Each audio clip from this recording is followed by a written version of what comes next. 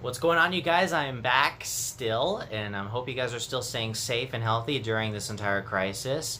And I'm still going to be reviewing movies and TV shows and also books that have influenced me as to who I am as a writer today. And you guys know already that 24 has been the main reason why I have been started reviewing and why I became a writer and why I became a film lover in basically the first place. So right now I am going to be reviewing 24 Season 4.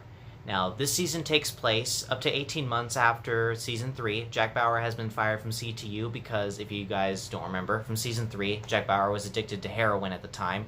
He didn't necessarily inject heroin during the show, but he was, because he was on undercover assignment in Season 3, so you'd have to watch Season 3 in order to fully understand it. And Jack Bauer is called back in to CTU for another threat that's happening. There's some Islamic terrorists who want to melt down the nuclear power plants, not just in Los Angeles, but all over the United States. And they call in Jack Bauer to come in, and now we're ready for another 24-hour marathon. And I gotta say, this season delivers. It is amazing. This season is actually better than Season 3, in my utmost opinion. I think that it's got more intriguing scenes in it. They bring back a character that I thought we weren't going to see again in this season. And I gotta say, the very end of this season is very tense. Like, there's a lot of tension going on here. Yeah, so let's talk about the season, shall we? Because there's a lot I want to talk about this one. Kiefer Sutherland shines as Jack Bauer, like always. Here's the thing. There's not going to be a season of 24 where I will dislike Kiefer Sutherland's performance. Not even find it okay. He's always great, even in the not so great seasons of 24, which, we'll get into those when I review them. He shines as Jack Bauer, and he always will. He's perfect for this role. You cannot replace him.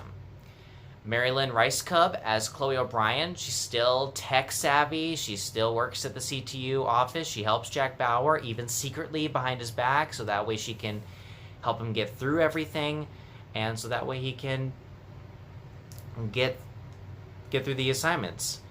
And she's great. I love her as a character. In fact, if they took off Jack Bauer entirely and the show was centered on Chloe O'Brien, that could work. Or if they make a prequel, or if they make a spin-off series with Chloe O'Brien, that's amazing. I would love if they could do that. That would be a great idea. And for right now, where's Jack Bauer now? Well, right now Jack Bauer is working for the Secretary of Defense, named Heller, and he's dating his daughter, Audrey Raines. Don't worry. Actually, yeah, you probably should worry. He doesn't really know about she and Jack Bauer even going out. And there is some emotional distress going on in this show, which is something I really admired. Like, the fact that they brought back some more emotion for this show, which is something that Season 3 did have. And because Audrey Raines has an old boyfriend who comes back, who's somehow involved with this whole conspiracy, and who ends up helping Jack and Audrey and Chloe in CTU headquarters, basically. And there's some decisions that she may have to make, and does she want to stay with Jack Bauer, or does she want to go back to this old boyfriend? So it's kind of a tough time for Audrey, basically. And it's very tense for her. And that's one thing I really liked about her, because it really brought out her character more. I will say this. My favorite parts of this entire show are the first, I think, maybe the first 6 episodes, and the final 5 episodes. Those are my favorite.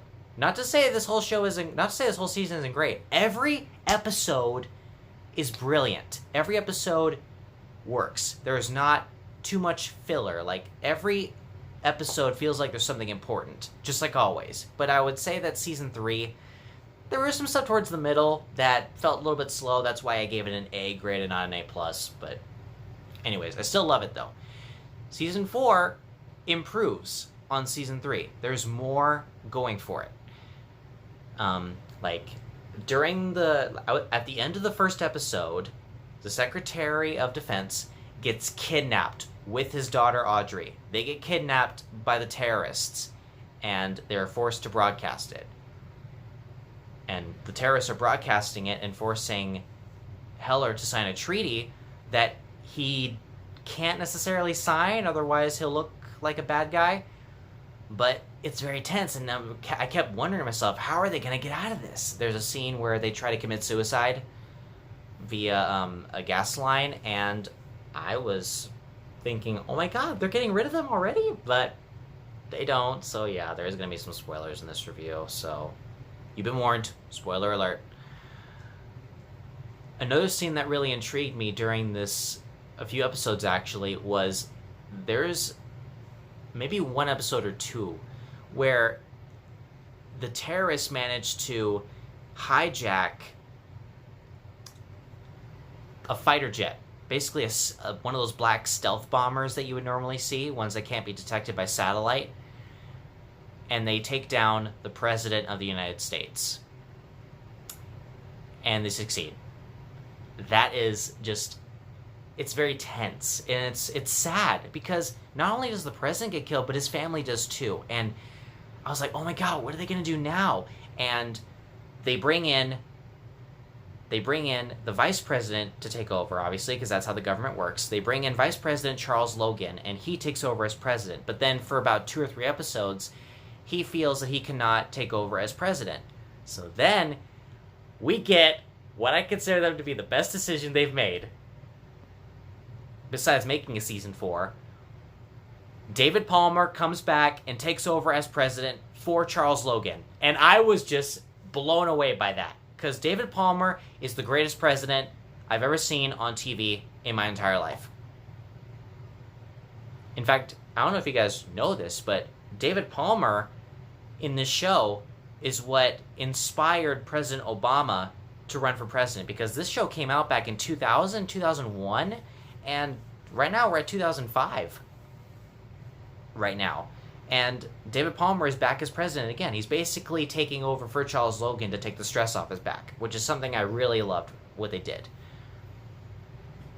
And he has a special bond with Jack Bauer, and he can now allow Jack Bauer to do certain things that normally the other president wouldn't have let him do, because, a lot of what Jack does is illegal, but kind of gotta do what you gotta do, buddy. There's another scene where the terrorists are looking for the nuclear football, which is, which, if you guys don't know, it's a nuclear device that allows nuclear bombs to be fired at a certain country. Basically, it could start World War III if it were set off. And it's a very valuable piece of equipment that gets stolen by the terrorists, and then these campers who are out in the woods discover it after the plane that's carrying it gets shot down. And they are now caught in this whole conspiracy. And for about 3 episodes, you get some really good time with them, and it's very tense, because now you got regular civilians who shouldn't even be part of this whole situation, and it's like, what the f- is going on here? Like, they're involved with terrorism now. But not in a bad way. I mean, they got in this whole mess because that plane somehow crashed over them. And now they have the football, and now they say that, like, oh yeah, what should we do with it? Like, oh yeah, go hide. Make sure they don't find it. We're going to come and get it for you. And I was just on the edge of my seat throughout the entire time. Now, there really isn't too much I want to discuss about this show without giving away too much of it. I honestly think you guys should watch this entire season for yourselves. This season is a huge improvement over season 3. I do think that, but still, I do think these first 4 seasons that I've reviewed are amazing. I do think season 4 is very intriguing, and it's got more structure than season 3 did. Whereas season 3, there was some stuff in the middle that was kind of boring, and it felt like they were trying to fill in the 24-hour gap. I mean, it's not boring to where you'd want to skip the whole thing, but it's like, all right, it's kind of forgettable. But this season is a huge improvement over that. So I recommend you guys see it. and I'm going to give 24 Season 4 an A+. So guys, thank you very much for watching. Look forward to my 24 Season 5 review. I am so looking forward to that. Yeah, guys, the best season of 24 ever we've ever gotten. So guys, thank you for watching. Like, comment, subscribe, and I will see you guys next time.